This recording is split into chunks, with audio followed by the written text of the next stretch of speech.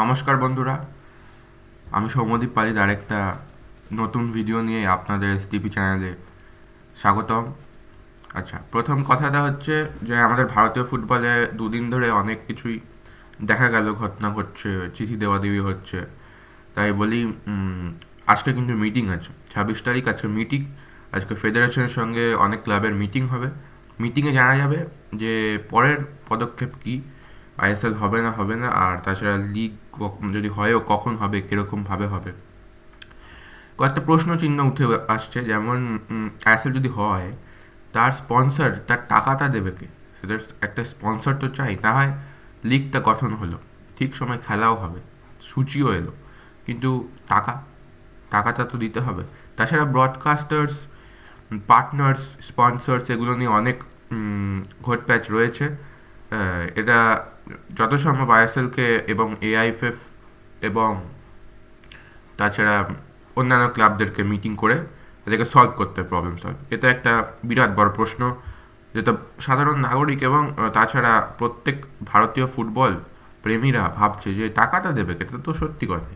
আর তাছাড়া আরও বলে রাখি, ইস্টবেঙ্গল কে কি এআইএফএফ কোনোভাবে ছোট দেখানো হচ্ছে? কেননা আমি এই কথাটা বলছি, কেননা আম, এই যে মেয়েরা, বাচ্চা মেয়েরা খেলে এলো, খেলে ধুলে এলো, আমাদের দেশের মান রক্ষা করে এলো, সম্মানটা যেটা নেমে গেছিলো সেটাকে অনেকটা উপরে তুলে আনলো।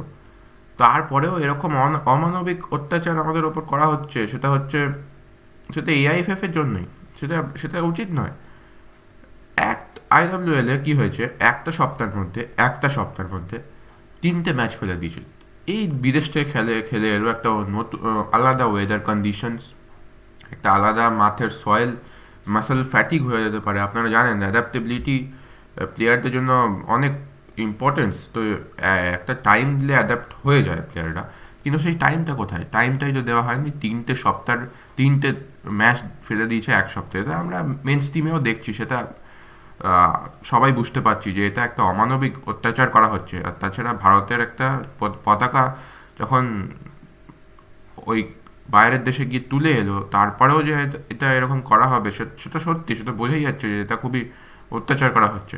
তারপরে বলে রাখি, এটা প্রতিবাদ না করলে এটা কিছুই হবে না। 27 তারিখের একটা কোনো ম্যাচ, দেবব্রত সরকার, আমাদের নিটুদা, তিনি বলেছেন যে চেঞ্জ করবেন শিডিউলিং, চিঠি দিয়েছেন, দেখা যাক কী হয়।